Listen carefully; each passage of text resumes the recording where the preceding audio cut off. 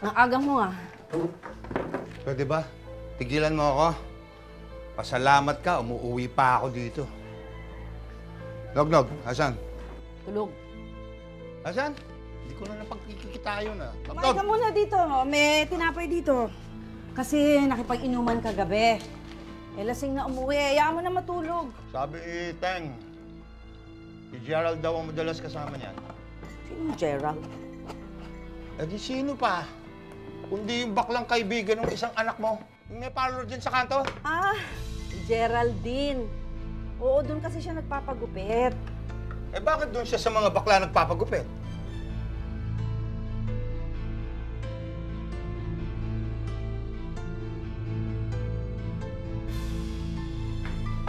Nililihin kayo sa akin, ha?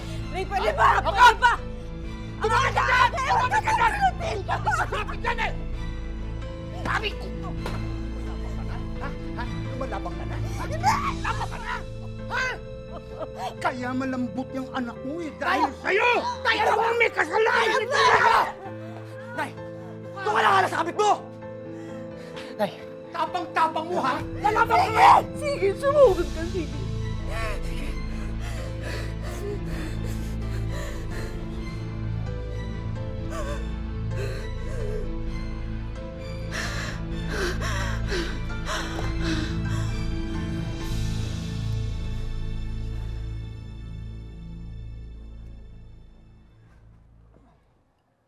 Oh, Nay!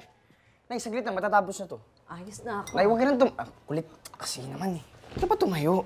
Ayos na ako. Sabi ko, huwag ka nang tatayo eh. Nay naman, kulit. Sabaw, ha? Mainit, ha? Ngayon lang. Ako naman mag-aalaga sa'yo, ha? Susunod kasi, Nay. Huwag na magpapabugbog kay tatay, ha? Alam mo, nung bata pa kayong dalawa ni Juni, ang hilig niyong maglaro ng luto-lutuan. Pero lagi kayong nag-aaway nun. Kasi isa lang ang laro ang lutuan. At gusto ni Juni siya ang magluluto dahil siya raw yung nanay. Kaya ang ginagawa mo, nagluluto ka sa totoong lutuan.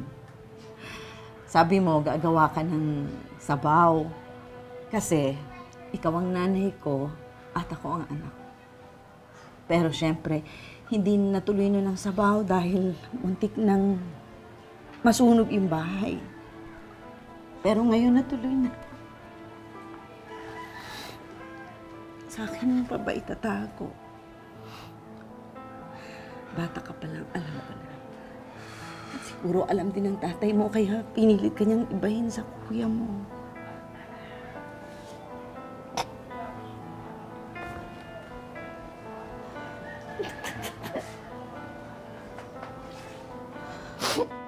Ano dapat kong gawin, Nay? Magpakamatay na lang siguro ako, no? Para hindi niyo na lang ako igahiya. Kasi maski ako nahihirapan na din kasi. Kung may taong ikakahiya ka, hindi ako yun, no? Ang kuya mo. Mas gusto ko nga yung ganito, eh. Kasi mayayakap na kita katulad ng bata ka pa. Ang lapit-lapit mo sa akin. Mas mabuti kang tao kapag ganito ka, anak. Mas mahihirapan ka kung iibahin mo ang pagkatao mo, ang tunay na ikaw. Miss ko na ito, anak.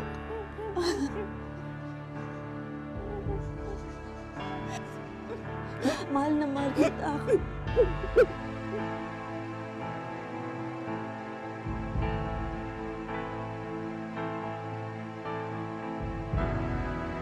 Naalala mo ba yung ginawa mo sa akin, Nog? Hanggang ngayon, di ko pa rin makalimutan eh. Ang sakit-sakit talaga.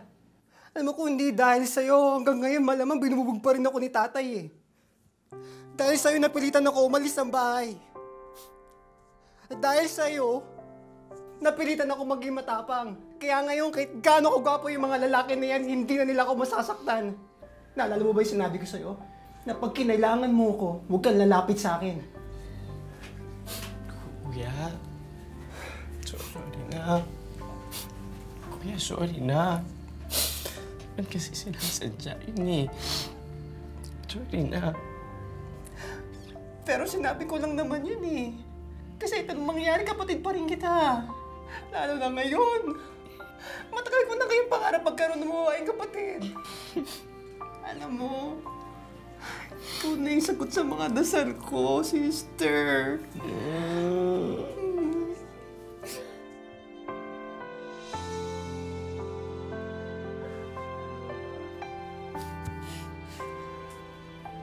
Kung ako junior, ngayon ako na si Junie. At ikaw, sister, ikaw si Renee. Rene? Oo. Okay ba sa'yo yun, Mami? Kung okay sa kanya. Maganda naman. Bagay ba sa akin? Ay, bongga!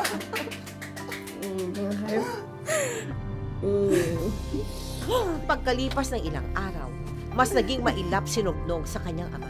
Ang buong akala nito, nakipag-live-in na si Nognog sa isang babae. Pero ang totoo, sina Junie at Geraldine na ang madalas niyang kasama at unti-unti nilang ginabayan si Nognog para tuluyan na nitong matanggap ang kanyang pagiging isang binabae.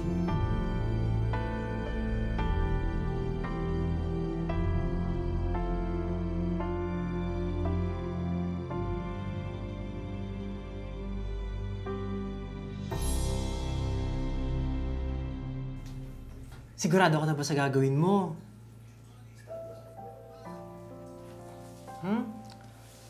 Wala nang urungan to.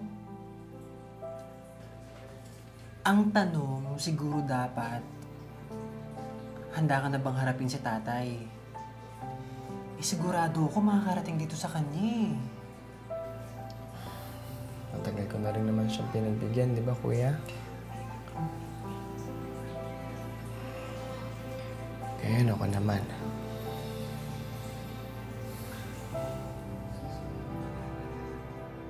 Kilala ba kita?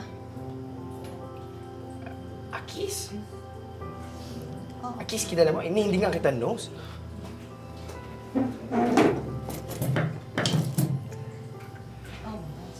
Parang may kahawig ka eh. Alam mo, girl, kung sino man yun, sigurado ako hindi ako yun. Kasi ngayon lang kita nakita dito.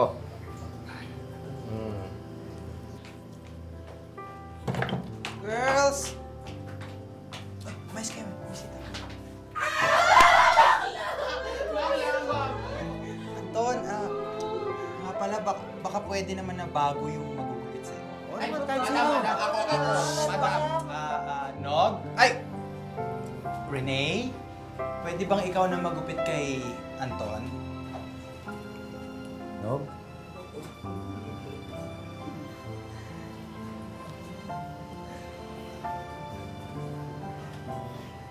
Nog! Ikaw na yan? Pagkatapos ng lahat? Ayoko na dito. Ayoko. Ay, bayad na. Kung ako siguro yun, nagulat din ako. Bakit di ka ba nagulat? Nagulat din.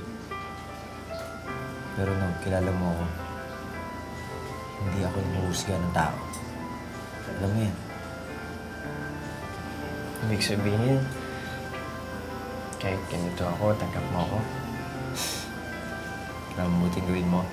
Gupitan mo ako. Pakita mo sa akin kung marunong ka talaga. Ano na? Tara!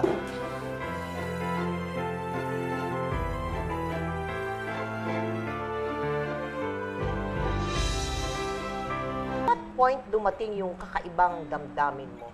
May dumating pong isang lalaki doon. Oho. May itsura naman po talaga. Okay. Tapos parang hindi ko alam sa kanya kung insecure ako, kung naiingit lang ako dahil gwapo siya, ganyan. Okay. Tapos pero dumarating na po yung time na araw-araw parang gusto ko na siya makita. How did you deal with that? Anong sabi mo sa sarili mo? Nilalabanan ko pa rin po siya. Nilalabanan mo? Opo, dahil Oo. sabi ko po lalaki ako. Okay. Hindi pwede mangyari sa akin to.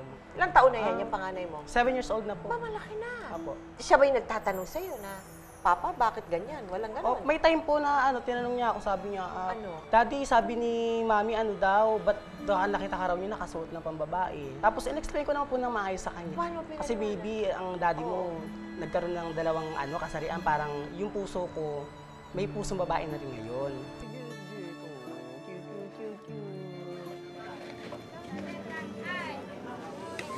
Hi, Teng.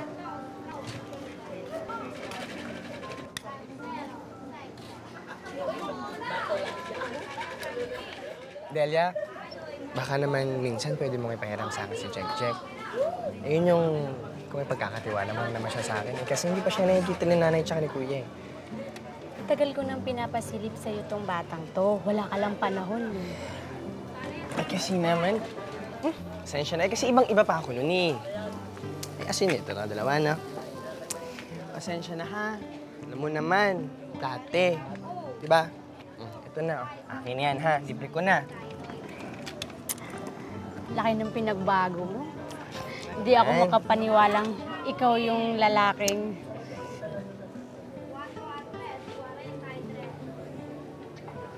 Ano siya, Bebe Jack? Bebe, come to daddy, no? Ah, mommy pala. Mommy pala. No. Papakilala mo pa rin ba akong tatay ni Jack? Kahit na ganito ako? Eh, yung barumbado ka nga, wala akong problema. Ngayon pa, na wala kang tinatapakan ni kahit sinong tao. Pipi, no. No. Alam na ba ng tatay mo? Pangalan?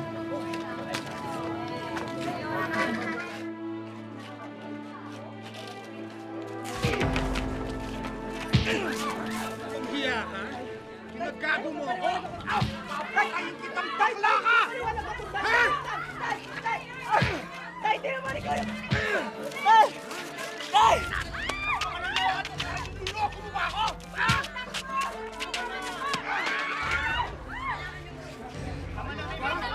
Nagbabalaki pa naman, ha? Bakla ka rin katulad ng kapatid mo! Patayin kita! Wala akong kwenta! Ha? Napapatayin mo ako na! Ha? Ano? Baka lalaki ka! Ha? Yeah!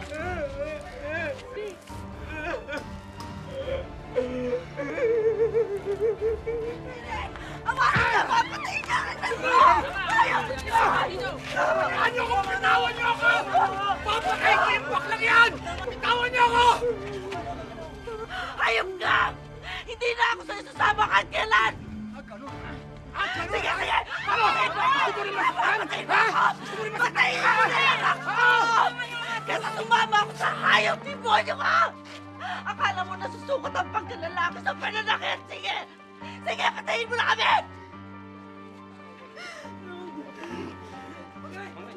Bitawan niyo ako! Papatayin ko yan!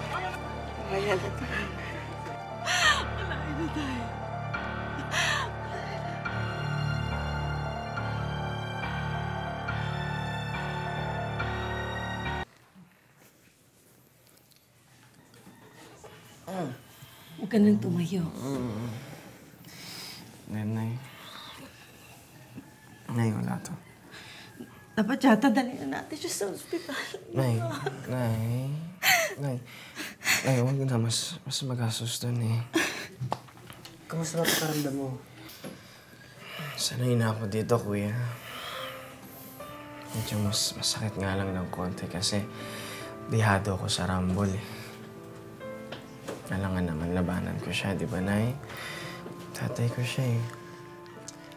Alangan din naman nabugbugin ng tatay yung anak.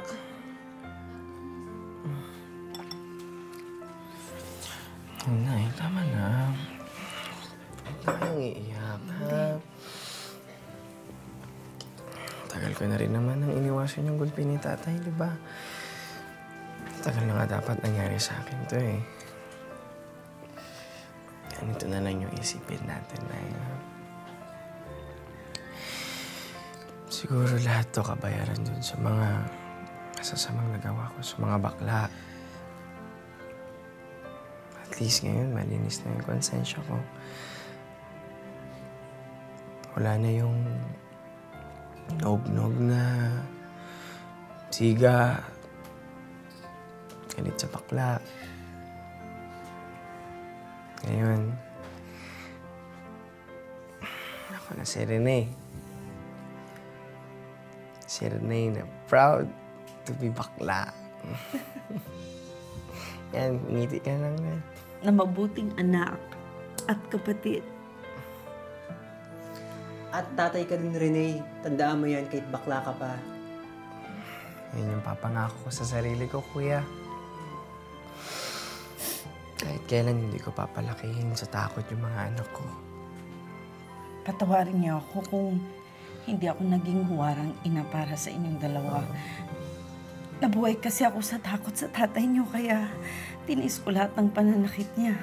Ay, pare-pareho naman ho tayo dito lumaki sa takot eh. Pero tapos na ho yun. Sa akin ang importante ngayon. Kakasama tayong tatlo. Happy family. Oh, Dana, bakit natayo ka pa? Kasi gusto kong yakapin yung maganda kong nanay. Siyempre kung saan nagmana to. Yakap, yakap.